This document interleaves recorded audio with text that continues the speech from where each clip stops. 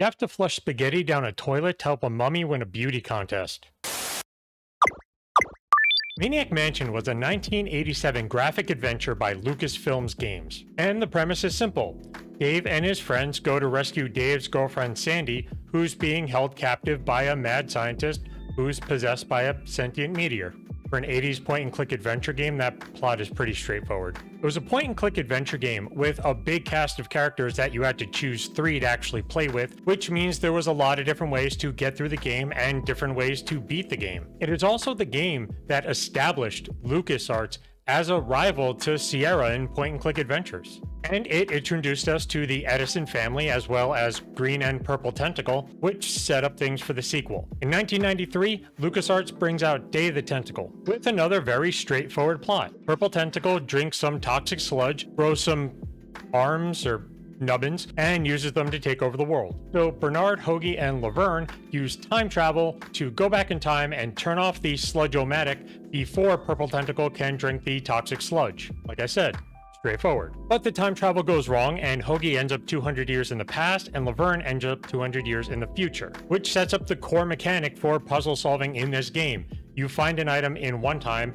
and then send it to another time to solve a puzzle. And while the mechanics are a big draw to this game, I really love the writing. It is classic LucasArts humor with one-liners and references and physical comedy. It's packed with visual gags. Every character has fully voice-acted lines.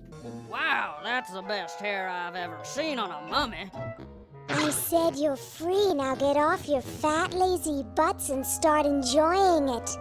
The science of electrodynamics, much like your mind apparently, is still in a state of relative infancy.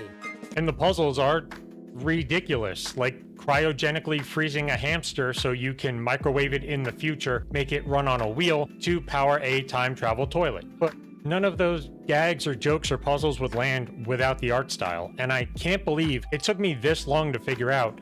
The art style is inspired by Looney Tunes. Directly, it was inspired by Chuck Jones' Looney Tunes, the guy behind What's Opera Duck and Duck Dodgers. That was the cartoonish style with the enlarged, more expressive faces and all the physical comedy.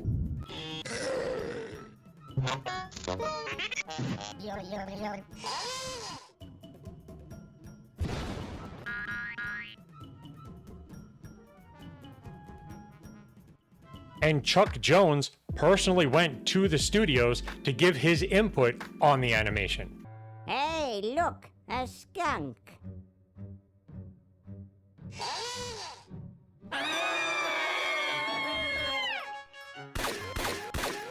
They even took a joke straight out of a Looney Tunes cartoon and turned it into a puzzle for the game, where a black cat gets a white stripe painted on it and gets mistaken for a skunk by the sexually aggressive Pepe Le Pew. But to really take full advantage of the art style and the amount of time that they put into it, some cuts had to be made. The original Maniac Mansion had a pretty large cast, and the sequel was also supposed to have 6 characters that you can choose from. Bernard was brought back from the first game because he was a fan favorite for his unqualified nerdiness. Hoagie was based on a Megadeth roadie that the dev team knew, and Laverne was based on an ex-girlfriend of one of the team. But there were all supposed to be 3 more: Razor, a musician, Moonglow, and Chester, a beat poet. But the idea of a larger cast was cut pretty early on, 1, to make it easier on the game engine, but 2, the team felt that it added a lot more time and complexity and work without much of a payoff. But those changes really paid off because the game got great reviews when it first came out, though it didn't sell very well, but it came out at a time when point-and-click adventure games were on their way out anyway. Though the game clearly had a cult following, in 2016 it got a remaster put out by Double Fine,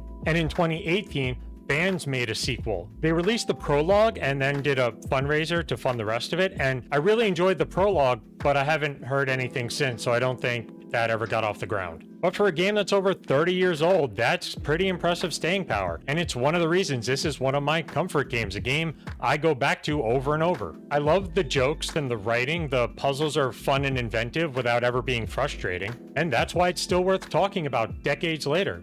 So if you're a fan of point-and-click adventure games and somehow you missed this one, go out and give it a try. I'll see you next time.